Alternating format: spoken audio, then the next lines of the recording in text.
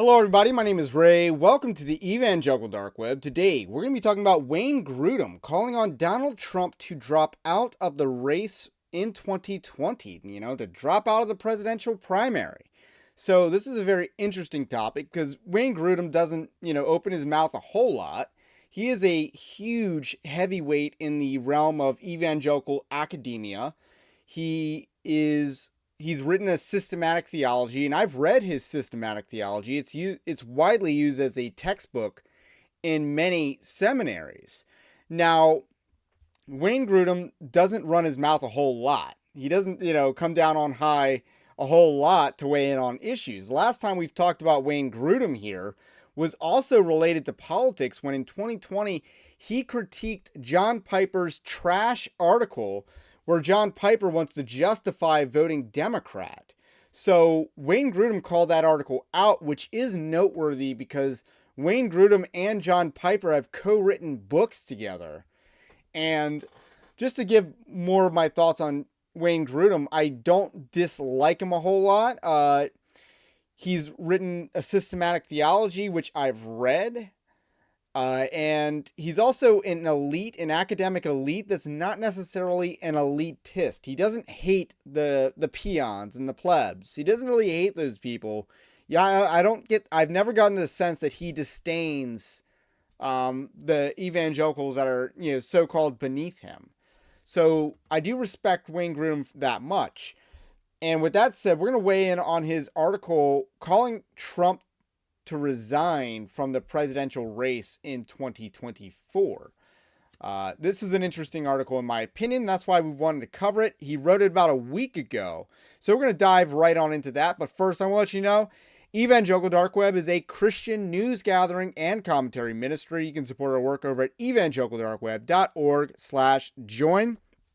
Some of the extra benefits are I'll write more political articles behind a paywall so as not to alienate some readers, if you know what I'm saying. So that's some extra content that you can look forward to that's related to this video.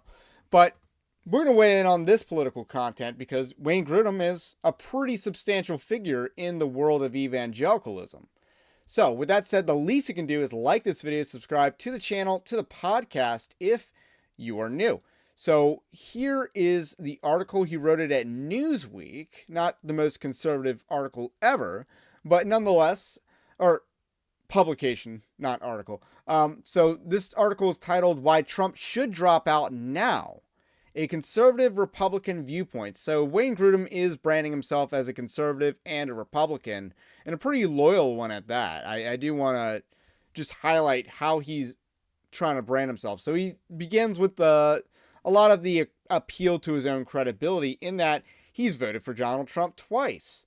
And he's debated the issue publicly. And he talks about Trump's accomplishments. I think this is the least interesting part of the article. But it's interesting how a lot of these are foreign policy related. So that's kind of worth noting. And some of these are energy related as well. And then he talks about how Democrats oppose Trump's accomplishments. So not the meat of the article. The meat is right here. Why Trump should drop out now. Why then should Trump drop out of the current presidential race? Because he is a weaker candidate than in 2016. In fact, Republican pollster Frank Luntz recently called Trump the weakest candidate for the general election. While Trump remains popular among conservative Republicans, and thus he is favored to win the GOP nomination, his support among independent voters is abysmal, and independents will decide the general election. Now, this is conventional wisdom. This isn't necessarily, unique to the 2024 cycle. Trump, I believe, lost independents in 2020. But nonetheless, he did comparably well in a lot of states despite that. However, it is worth noting that he's appealing to Frank Luntz, who's lost a lot of credibility since 2016. Frank Luntz is a rabid liberal. So I don't know why he's being called a Republican pollster. But nonetheless, I do agree that Trump's favorables are low. I do not think Trump is the weakest candidate in the current presidential race. That's an asinine statement. Chris Christie is a far weaker candidate than Donald Trump. That is just, Republicans stay home. Nikki Haley, I also think, is a weaker candidate than Donald Trump. She is basically saying that she's a left wing candidate, and that is a blue pill and a black pill for the Republican base. They will stay home if Nikki Haley is on the top of the ticket. You're going to see a lot of people stay home. Why do I know this? Why am I saying this for certain? Because there was a bunch of Republican voters that stayed home for John McCain and Mitt Romney, two left-wing candidates that the Republican Party nominated to the general election in 2008 and 2012 respectively, against one of the most far left candidates to be on a presidential ballot. So it's not like independents oftentimes, they might go over with Nikki Haley, but you're going to leave a lot of Republicans at home. So the latest Gallup poll showed a remarkable decline in party loyalty for both parties. 28% of Americans now consider themselves Republican, 24% now consider themselves Democrat, and a whopping 46% say they are independents. Now, I find that shocking. Typically, my understanding is Democrats have always held not a majority, but they've always held the advantage on voter registration. So I don't know why we're using Gallup polls, because voter registration data exists. But that is interesting and usually Republicans win the independents. And that's how Republicans win in elections, because typically the registration is not in their favor. So that's kind of interesting that the Gallup poll is talking about identity. Party identity. A New York Times Siena College poll of over 3,600 registered voters in 6 battleground states, October 2023, found that 57% of respondents had an unfavorable view of President Biden. A highly unpopular president, 41% were favorable, but 56%, almost an identical number, one less, had an unfavorable view of Trump. 42% were favorable, also almost the exact same. Voters don't like either of these candidates, and among voters who are undecided and persuadable, only 20% think that it would be good for the country if Trump became president again. And 54% believe that Trump committed serious federal crimes. Now, that's really bad. Do I think Trump committed serious federal crimes? No. But do I think it's not necessarily what I think? It is about what they think. And this is where we got to talk about the white voting bloc. And I don't think the white voting bloc is going to turn out as it should for someone who's convicted of a felony.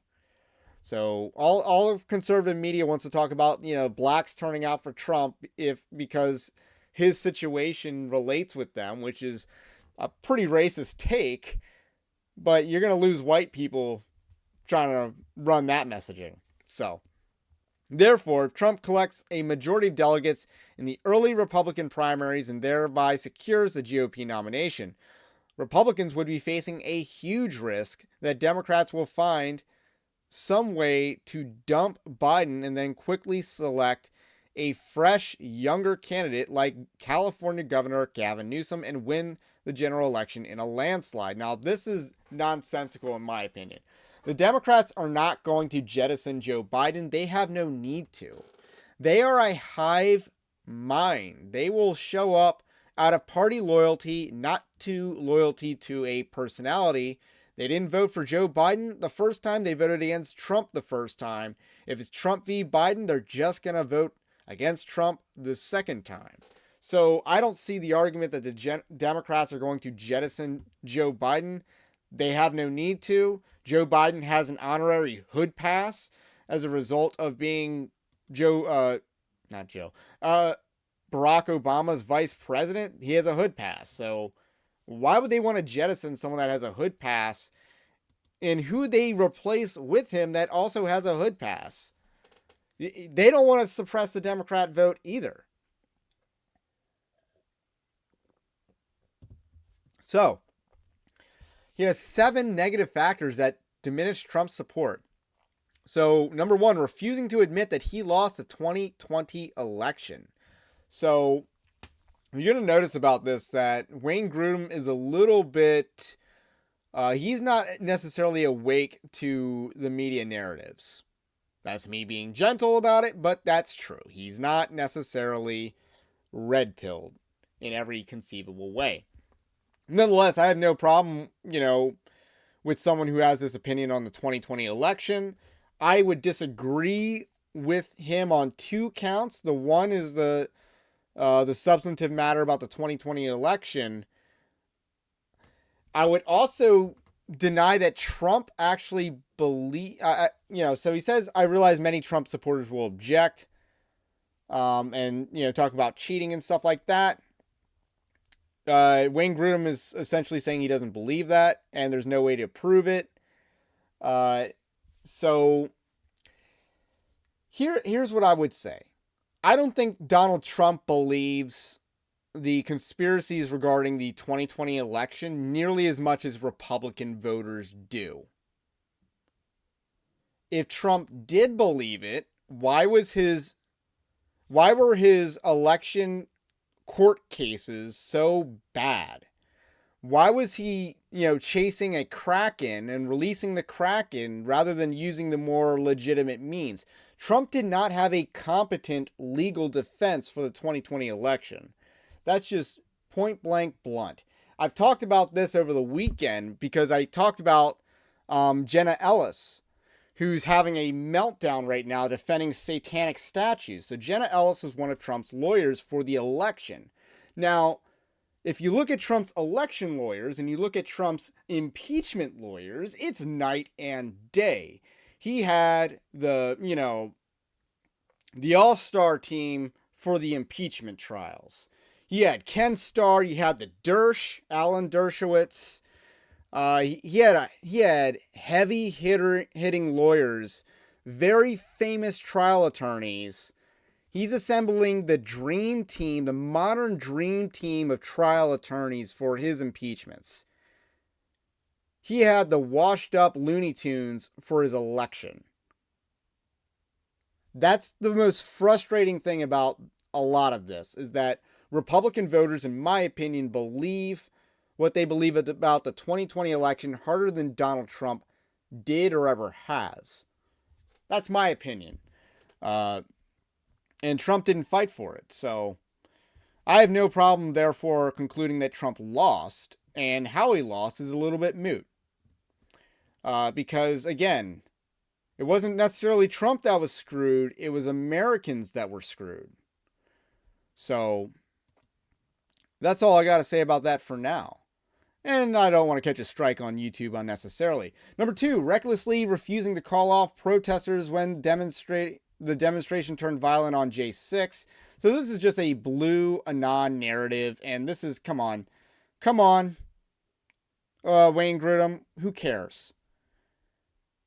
If anything, it's Trump refused to pardon these people. And I would have blanket pardoned everyone. Everyone should have gotten a pardon. Except for Capitol Police officers. They shouldn't have gotten pardoned. But all the citizens should have been pardoned. My opinion. Number 3. So that's a bad reason, but it is electorally true. If you want to tie that to Trump's appeal to independence, I don't think it's wrong to do that, but let's not embrace false narratives to do so. Number 3, losing Republican-controlled control of the U.S. Senate by making rash endorsements of weak candidates in several states. So he cites Arizona, Georgia, and Pennsylvania. The latter 2 I completely agree with. Georgia was a bad candidate in Herschel Walker.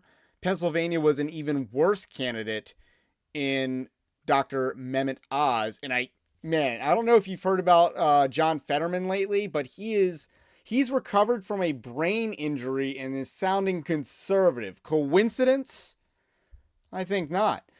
But I do want to, I'm going to quibble with the Blake Masters. I thought Blake Masters was a solid candidate.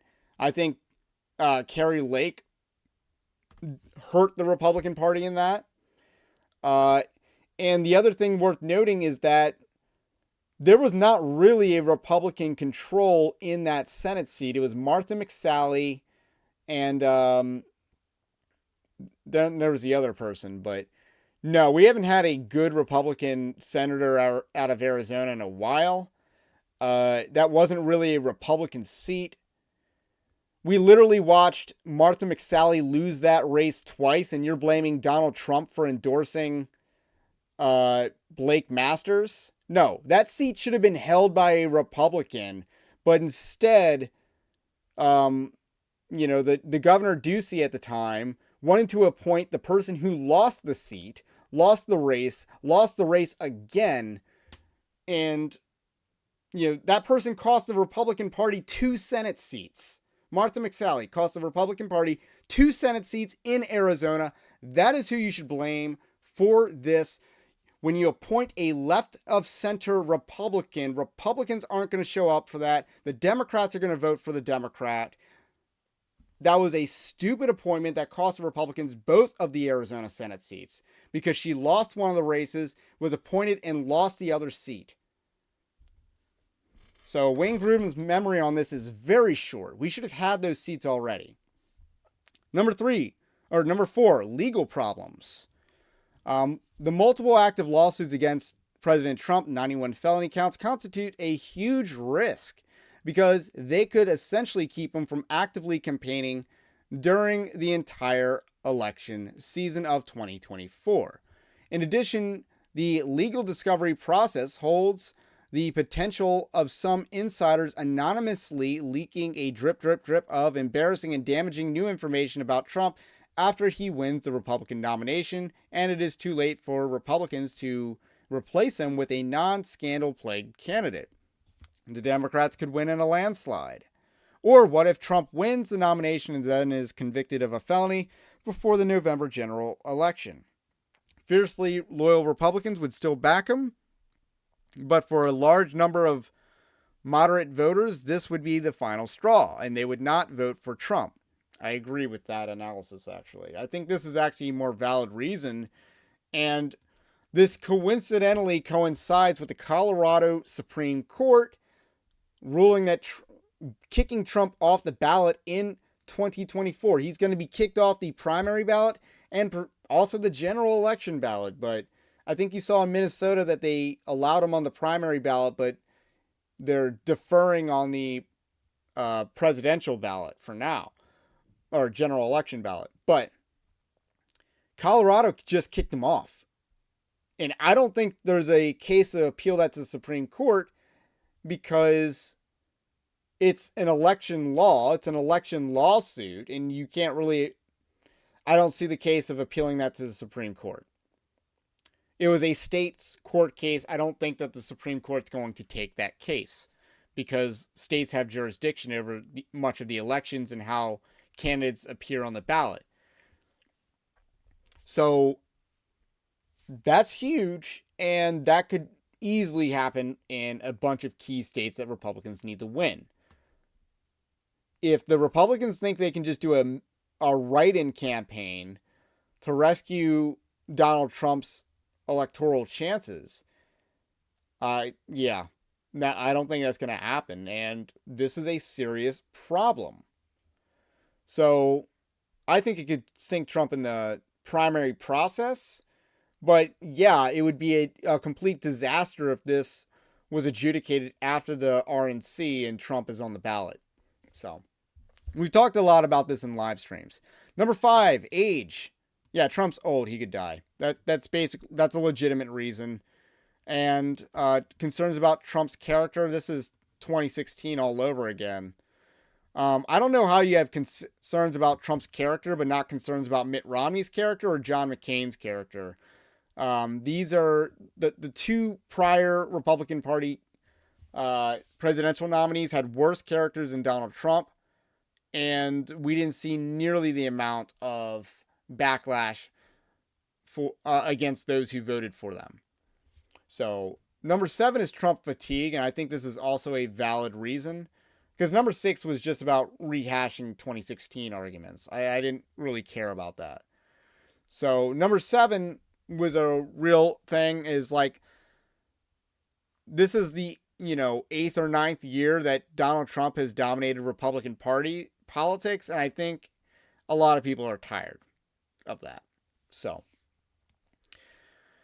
he says, "Here I speak personally as a lifelong Republican, one who will support any Republican candidate because the policies supported by Republicans are more consistent with the overall teachings of the Bible regarding governments and laws than the policies of the Democrats, in my opinion." See, I disagree with that because I won't support any Republican candidate. I will not vote for a Nikki Haley. I will not vote for a Chris Christie. So Bible's teaching regarding government and laws rather than the policies of the Democrats, in my opinion. Quite honestly, the thought of having to defend Trump again and again for another year produces in me a great feeling of weariness. Judging from numerous personal conversations, I think millions of other Republicans feel the same way. We would vote for Trump, but the needed enthusiasm and willingness to spend volunteer hours and to contribute money are simply not there. And we're going to see more proof of that in the upcoming financial statements that the candidates have to release. So far, Trump's campaign finance numbers have not been all that good. And I think that's an issue. So, with that said, he talks about the polls. And then this is where he says, "I don't believe the polls." I think that's kind of ironic when you were citing Gallup and other polls earlier. So then he kind of goes into policy or personality as far as what will determine the election. He says the election will focus on inflation, taxes, securing the border, crime, support for police, school choice, Israel, Ukraine, our military preparedness, race relations, abortion, climate change, and the role of judges, the Supreme Court, the national debt, etc. And if the campaign cares about these issues, the Republicans will likely win the presidency because of the mood of the nation has shifted to a much stronger support for Republican policies than it has for the policies of the Democrats. So he says there's Trump has two plans, and this is basically a rehash of a previous article that he wrote. He says plan A is that Trump stays in the race and wins the Republican nomination but loses the general election. His candidacy will be made a good start. Then will be that his legacy will be that he made a good start in 2020 to 2021, but after he and the candidates he supported led the Republicans to defeat in 2020, 2022, and 2024, all his reforms were lost. Plan B is that Trump drops out of the race and a younger Republican wins the nomination and the general election. This new president will support policies similar to those that Donald Trump so effectively advocated. Therefore, Trump's legacy will be secured, and he will be remembered as a remarkable change agent who began to free us from the dominion of the federal government that had become far too big and far too powerful. If Trump follows Plan B, he will be remembered as a president who brought millions of working class Americans into the Republican fold, including millions of black and Hispanic voters. So, that is a commendable thing to remember Trump for. Because again, if Trump drops out now, and this is Wayne Grudem's argument, he's still a net legacy. And then he ends by saying he wants Trump to get pardoned by the next Republican president. So that part's pretty agreeable. So overall, Wayne Grudem is not as, based and red-pilled as a lot of people would like to see. But he's also not a complete lib either. This was a well thought out critique. I don't think all of his points were valid, and I clearly disagreed with the ones that weren't. But nonetheless, Wayne Grudem is trying to have an adult conversation. I talk to Republicans all the time. I go to Republican events all the time. I've been to 2 in the last week, and presidential politics was brought up. And I was at a bit of a mixer event, and the mood in the room wasn't very pro-Trump. Just telling you that. I live in Maryland, but it was the least pro-Trump I've seen talking with people in politics in my local community at political functions. Just to be clear, that was the least pro-Trump I've seen yet. So maybe it was a different crowd than some of the meetings that I go to more regularly, but nonetheless, the mood of the room is a little bit of Trump fatigue. I do see a lot of what Wayne Grudem is saying in person in my own experience. So anyway, that's all I got to say about that. My name's Ray. This is the Evangelical Dark Web. We do a lot of political live streams. We've been doing those about once a month. So we'll talk more about this on those live streams. So be sure to subscribe to the channel so you don't miss that. Have a blessed day. We will catch you on the next one.